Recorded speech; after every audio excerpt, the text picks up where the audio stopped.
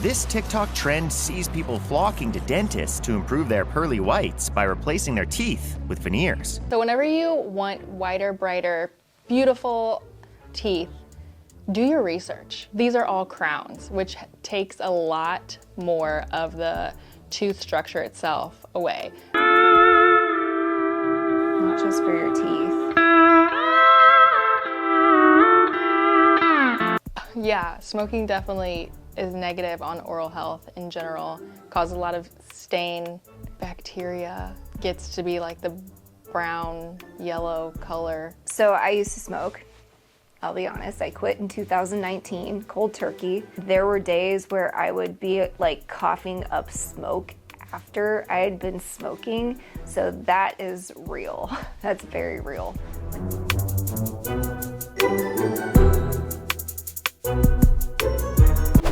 Did you know people are shaving down 60% of their teeth in order to get the perfect smile? This is called turkey teeth. This TikTok trend sees people flocking to dentists to improve their pearly whites by replacing their teeth with veneers. But wait, there's a catch.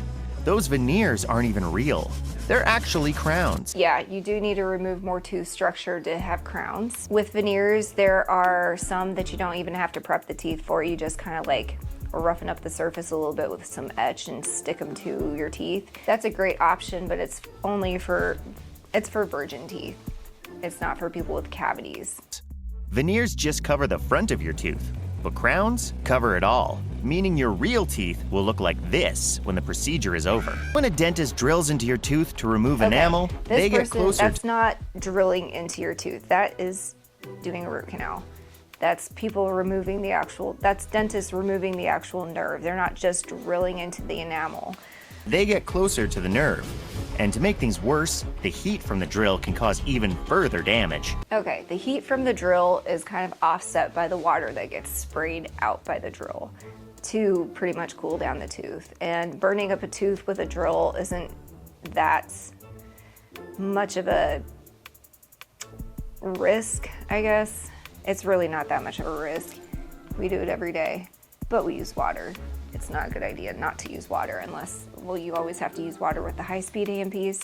With the slow-speed handpiece, it's not going fast enough to really burn up a tooth. It's just kind of there to remove soft dentin, soft tooth structure, which you don't want soft tooth structure. And that's just one tooth. Imagine doing it for a whole mouthful. Okay, so whenever you want whiter, brighter, beautiful teeth, do your research. These are all crowns, which takes a lot more of the tooth structure itself away. Veneers, there could be no prep, very little prep, just almost like a fake fingernail on the tooth. You're just ruining your teeth if you're doing all that. That's crowns. Typically you need a crown when there's a big issue, like a large cavity that's gotten too big that can't be filled, that you need to remove all the tooth structure and put a crown on top of the whole thing. Not just for aesthetic purposes. We've never had someone come in that shaved down their teeth purposely, have we? No, Okay. no, gosh. We wouldn't allow it though, as well.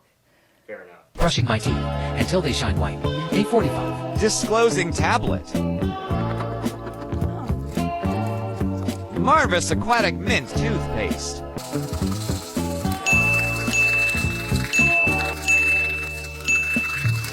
Teeth whitening strips. Minty. Hismo V30 for color corrector. Using different toothpastes on your teeth, that can work well for removing any surface stain, but the strips that he was using, or any kind of like whitening strips that you use, are what's actually going to whiten the enamel from the inside out. So he wants white teeth. I'm just happy that he's brushing his teeth multiple times in one sitting. That's great. The different toothpastes he's using might not be the best outcome because of the ingredients. It seems like he's looking for something like healthier based. So he can do all he wants. Hopefully some whitening will happen. But the toothpastes that he's using are really abrasive, so they can actually be damaging to the enamel, and I wouldn't suggest using them forever, just if you're trying to remove surface stains, which is essentially what you get at a cleaning at the dental office. when they use that little round Profi brush that just spins around on your teeth with coarse hummus-like Profi paste. But I've never seen those green teeth strips. I wonder what the whitener in it is. Teeth whitening strips? Yeah, he said? like green tea or something like that. Yeah, have you ever heard of that? I have not. Mm-mm. Have you ever, but whitening strips are a thing though. Correct. Yeah. Yeah. Okay. And the store has nice, like Crest, Oral-B has good whitening strips that you just have to use. They're not as potent, obviously, as like dental office strips. Not strips, but gel or in-office whitening. But over time, they can definitely work. He should have had a shade guide to start with to, you know, match up to his teeth. Like, this is the starting shade, and at the very end, he should have used a final shade. I like that he's using a disclosing tablet. We use those for kids who come in. Like 13-year-olds have a lot of cheesy plaque on their teeth, which is like a little fur coat. And you use disclosing tablets, you chew them up, and it basically sticks to the plaque that's in your mouth. So we've given those to kids for at-home brushing because they can, you know, chew them up, swish them around, and the disclosing tablet solution sticks to the plaque and they can easily see it to brush it off to see how good of a job they're doing. That's a technique that we use for kid cleanings.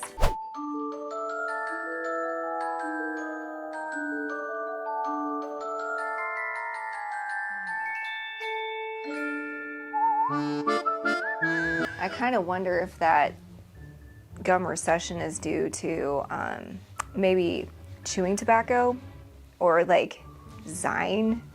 I don't know if Zine, do you know what those are? That is? I think that's what it is, Zine.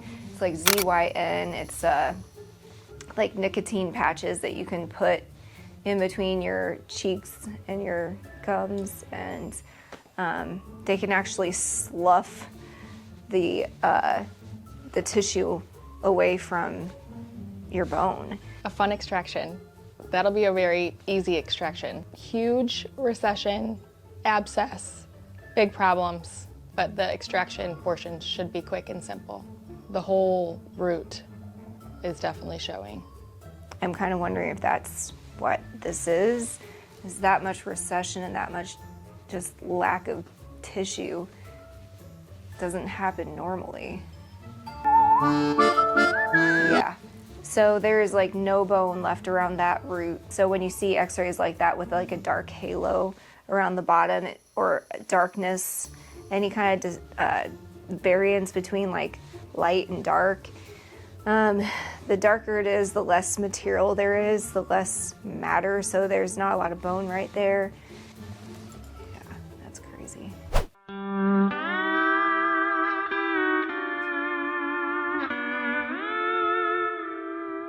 Not just for your teeth. Yeah, smoking definitely is negative on oral health in general. Causes a lot of stain, bacteria, gets to be like the brown, yellow color, causing the stain to stick. So I used to smoke. I'll be honest, I quit in 2019, cold turkey.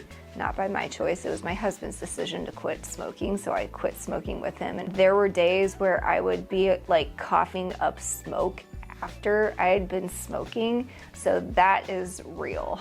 That's very real.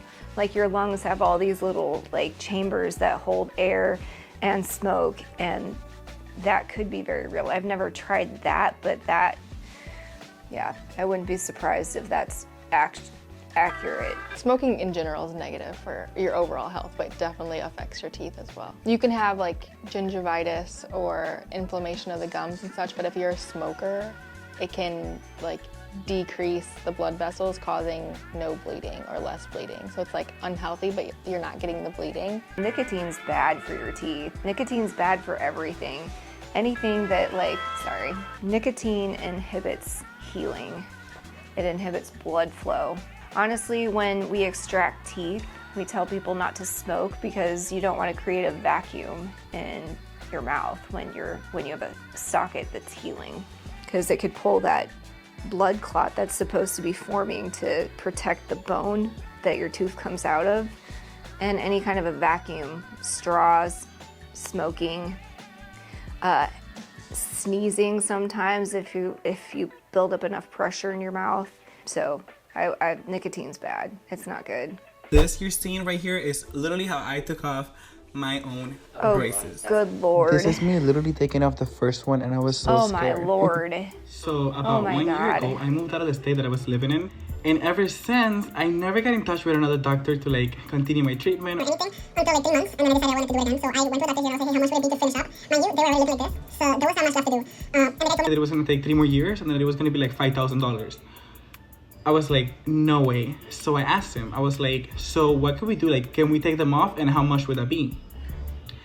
He said it was gonna be literally like, I'm not kidding you guys. He said it was gonna be like $2,000 to just take them off.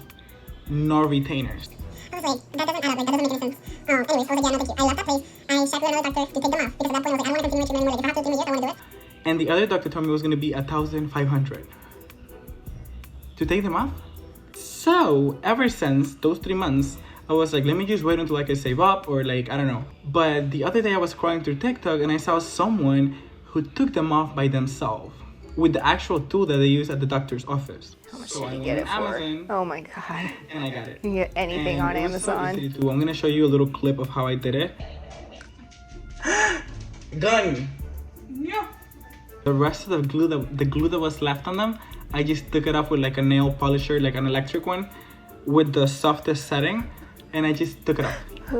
And this is what they look like. I'm pretty happy. Quick disclaimer, okay? I definitely know that a professional is always better, but I really didn't have the money to spend $2,000 or $1,500 on this, and I needed them off because That's price gouging. I hate this. This is one of the things in the dental world that I just cannot stand, is price gouging. How hard, it's not that hard to take brackets off, especially for someone who needs them off like that. Why would you, like, I get it's chair time, but like, that's literally like $60 worth of chair time. For real. That's ridiculous. But it doesn't surprise me because honestly, I don't know if I can say this, but like whitening has always been like, I don't know where they decided to go into price gouging with whitening, but it's not fair because what you can get it safely done at the dental office, but you can get it safely done with crust white strips too if you're consistent. Key to whitening, consistency. That's what it is. Getting your brackets removed like that is brutal. I can't believe he did that. at this point, it was just hurting my mouth. Just keep in mind that I did book an actual cleaning with a doctor so that I could get a cleaning and make sure that if there's any glue left, it would come off. And I also ordered my... Oh, here's the thing, like if any good dentist, if they have somebody who comes into their office with glue still on their teeth from a bracket, is just gonna remove it during your cleaning for you. Because you're already there for a cleaning, they're gonna do it because stuff on teeth drives them nuts anyways. So that was probably the best thing you could have done. Taking a nail, a Dremel to your teeth though, not my first choice.